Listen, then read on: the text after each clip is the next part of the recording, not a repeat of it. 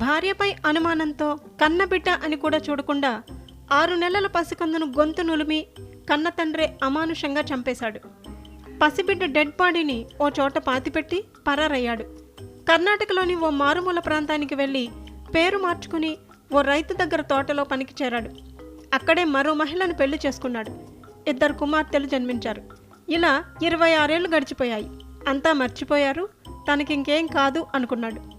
ఈ క్రమంలో తన రెండో భార్య చిన్న కూతురు వివాహానికి తన చిన్ననాటి మిత్రుడిని ఆహ్వానించాడు. తన చిన్న కూతురు వివాహానికి రావాలంటూ పెండ్లి పత్రిక కూడా పంపించాడు. అక్కడే దొరికిపోయాడు. ఆ పెళ్లి పత్రికను పట్టుకొని పోలీసులు కూపీలాగారు. మాటు వేసి నిందితుడిని పట్టుకొని 26 ఏళ్ల క్రితం జరిగిన హత్య కేసు మిస్టరీని ఛేదించారు పోలీసులు.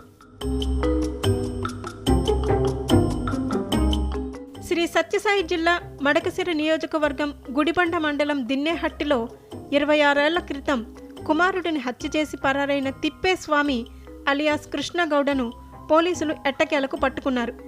తిప్పేస్వామి కరియమ్మ భార్యాభర్తలు. వారికి 2 కుమారులు.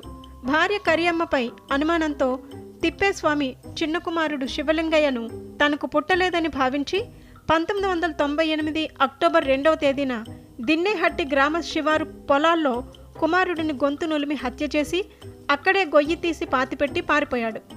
అప్పటి నుంచి పోలీసులు నిందితుడి కోసం గాలిస్తూనే ఉన్నారు. కుమారుడు చనిపోవటంతో మొదటి భార్య కరియమ్మ ఊరు వదిలేసి బెంగళూరు వెళ్ళిపోయిందని, గ్రామస్తులంతా విషయం మర్చిపోయారని, పోలీసులు కూడా కేసు గురించి పట్టించుకోవటం లేదని తిప్పేస్వామి చిన్ననాటి స్నేహితుడు నాగరాజు చెప్పాడు. దీంతో 4 నెలల క్రితం తన రెండవ భార్య కూతురు సౌమ్య పెళ్లికి రావాల్సిందిగా చిన్ననాటి స్నేహితుడు నాగరాజుకు పెండ్లి పత్రిక పంపించాడు.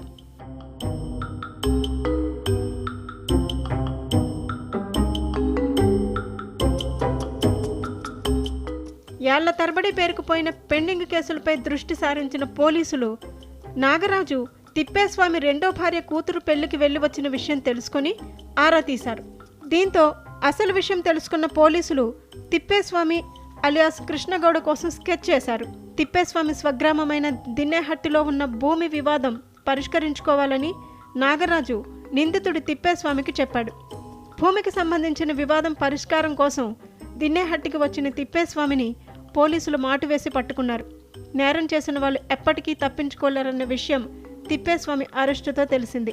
26 ఏళ్ల క్రితం జరిగిన హత్య కేసులో నిందితుడిని ఎంతో చాకచక్యంగా పట్టుకున్న పోలీసు సిబ్బందికి ఎస్పీ రత్న అభినందనలు తెలుపుతూ రివార్డు అందజేశారు.